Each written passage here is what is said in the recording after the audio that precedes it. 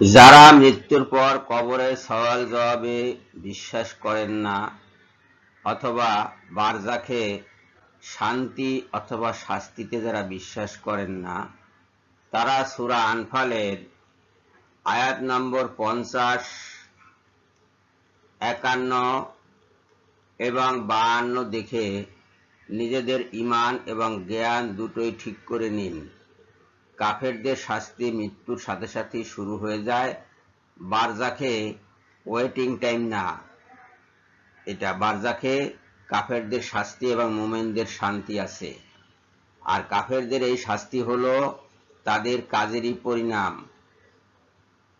আখেরাতে তাদের কোনো বিচার আচার নাই, সোজা জাহান্নাম। যারা মনে করেন যে ফেরাউন এবং তার অনুসারীদেরকে প্রতিদিন সকালে ও সন্ধ্যায় জাহান্নামের সামনে হাজির করা হয়, কথার অর্থ হলো যে শুধু এটা ফেরাউন এবং তার দলের জন্যই প্রযোজ্য, তারা যেন সূরা আনফালের এই 52 নম্বর আয়াতটি দেখে নেয়। সব কাফেরই ফেরাউনের সমান, ফেরাউনের অবস্থার ন্যায়, তাদেরকেও বারজাখে শাস্তি দেওয়া হয়ে থাকে, এর কোনো অন্যথা নাই। আসসালামু আলাইকুম। কবরের সওয়াল জবাব ও শান্তি অথবা শাস্তিতে যে বিশ্বাস করে না, সে রাসূলে অবিশ্বাসী। কবরে অবিশ্বাসীর জন্য শাস্তি এবং মুমিনের জন্য শান্তি, এই কথাটা বলা আছে হাদিস শরীফে। যারা হাদিস শরীফে বিশ্বাস করে না, তারাই এই ধরনের প্রশ্ন তোলে যে কবরের আযাব কি সত্যি। এটি একটি ভিডিওর থাম্বনেল। ভিডিওটি ইউটিউব থেকে আমি দেখেছি এবং এর থাম্বনেলটি এখানে নিয়েছি। এখানে থাম্বনেইলে সজল রোশনের চিত্র দেখা যাচ্ছে, সজল রোশনের ছবি দেখা যাচ্ছে, কিন্তু ভিডিওতে যে লোক কথা বলেছে সে লোক সজল রোশন নয়। তার মানে সজল রোশন এখন রোল মডেল হয়ে গেছে। সজল রোশনকে সামনে রেখে দুনিয়ার যত বেদিন সবাই ইসলামের উপরে, ইসলামের বিভিন্ন বিষয়ের উপরে এরকম আজগুবি প্রশ্ন ছুড়ে দিচ্ছে, কিন্তু এই ধরনের প্রশ্ন কোরআন সম্মত নয়। তারা যদিও কোরআনের দোহাই দিচ্ছে, বলছে কোরআন বলছে অন্য কথা, কিন্তু কোরআন অন্য কথা বলেনি। কোরআনের কথার সাথে হাদিসের কথার সামঞ্জস্য আছে, এর প্রমাণ আমরা বারবার দিয়েছি। যারাই আমার ভিডিওগুলো দেখেছেন তারাই জানেন যে বারবার আমি এই প্রমাণ দিয়েছি। অতিরিক্ত প্রশ্ন করতে আল্লাহ পাক নিষেধ করেছেন। প্রমাণ সূরা মাইদার 101 এবং 102 নম্বর আয়াত। অতীতে এই ধরনের প্রশ্ন করা হয়েছে এবং তারা কুফরিতে লিপ্ত হয়েছে। এই প্রশ্ন করা যাবে না। যখনই কেউ প্রশ্ন করে যে কবর আযাব কি সত্যি, তখনই ধরে নিতে হবে যে সে রাসূলের হাদিসে বিশ্বাস করে না। এবং রাসূলের হাদিসে যে বিশ্বাস করে না বা রাসূলে যে বিশ্বাস করে না, সে লোকের অবস্থান কি? সে লোক কি মুমিন?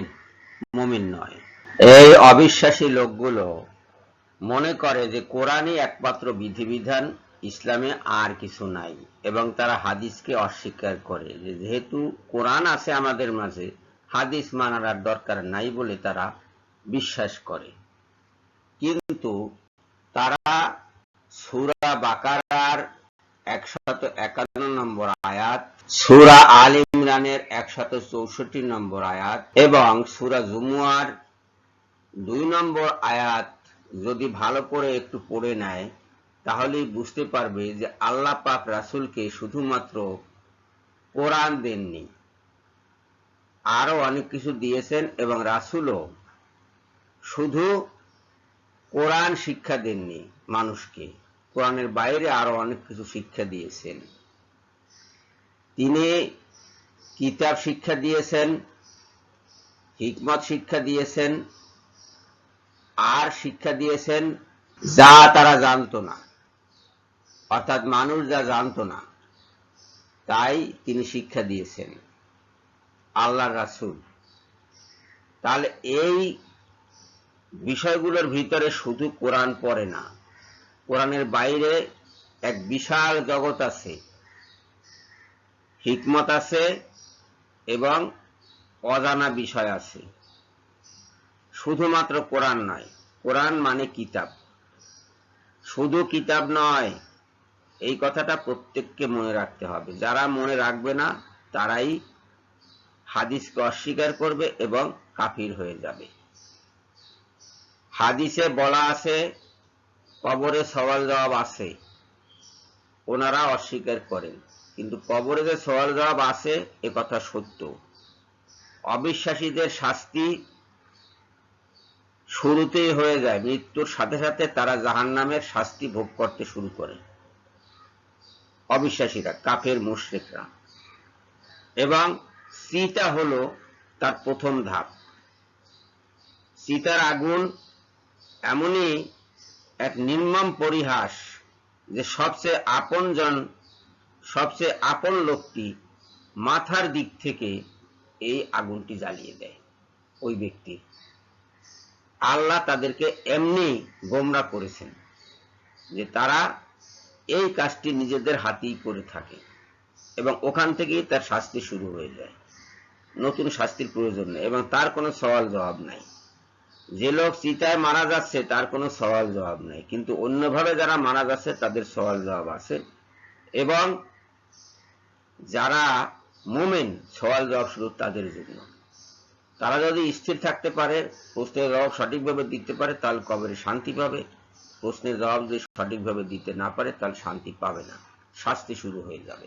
হাসরের দিন শুধুমাত্র মুমিনদের হিসাব কিতাব নেওয়া হবে, কাজের হিসাব নিকাশ, ইমানের হিসাব নিকাশ কবরে হয়ে গেছে।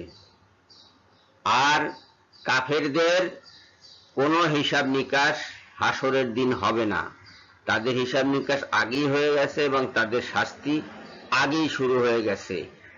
আপনার যদি বিশ্বাস না হয় তাহলে সূরা নাহলের এই 84 নম্বর আয়াতটি দেখে নিন। কাফেরদের নিকট হতে কোনো প্রকার কৈফিয়ত তলব করা হবে না। সবাইকে ধন্যবাদ জানিয়ে এখনকার মতো বিদায় হচ্ছি। আল্লাহ হাফেজ।